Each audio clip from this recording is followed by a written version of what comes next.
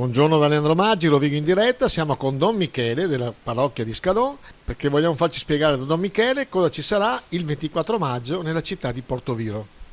Finalmente, dopo 3 anni, riusciamo a riprendere la bella tradizione della processione di Maria Ausiliatrice.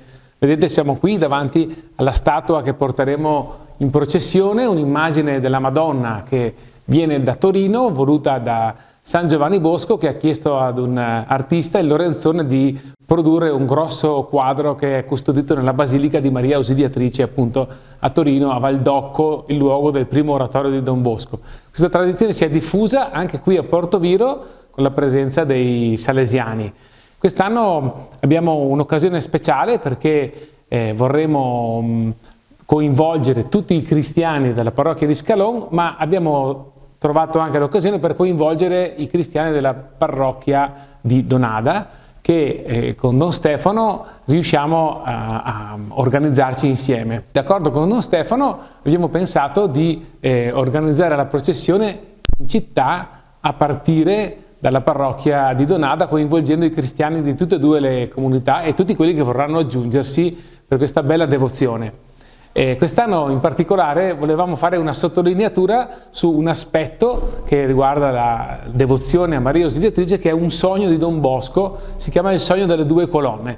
In questo sogno Don Bosco pensa alla Chiesa come ad una nave e nel suo sogno si ingaggia una battaglia tra la nave della Chiesa e tante altre navi che sono nemiche della Chiesa.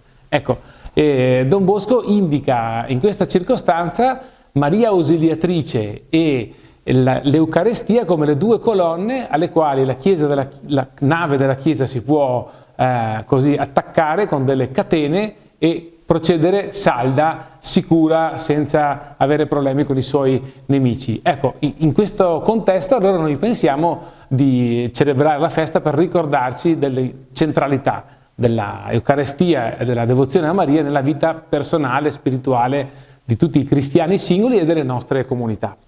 Martedì 24 maggio alle ore 21 ci diamo appuntamento in Piazza Marconi. Il tragitto sarà da Piazza Marconi, via Roma, poi su via Mazzini fino a Piazza Caduti Triestini, poi via 25 aprile, Corso Risorgimento fino a Piazza De Gasperi.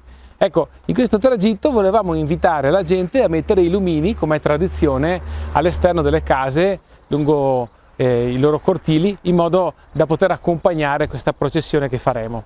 Vi aspettiamo numerosi per dare buona testimonianza della nostra fede, ma soprattutto per affidare le necessità delle nostre famiglie e delle nostre comunità all'intercessione della Vergine.